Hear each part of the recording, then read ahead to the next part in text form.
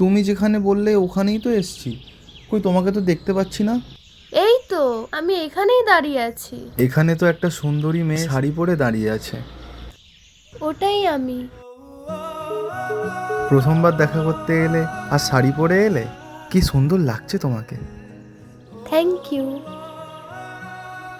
তারপর সরস্বতী পুজোর কি প্ল্যান তোমার? তেমন কিছু না।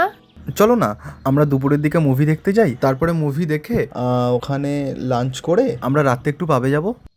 এমা, না না, সন্ধেবেলা আমি বেরোতে পারবো না, সামনেই আমার মাধ্যমিক এক্সাম, পড়তে বসতে হবে। কি, তোমার বয়স কত? এই তো 17+, এইবারে মাধ্যমিক দেবো। এই নে বোন, আইসক্রিমটা ধর।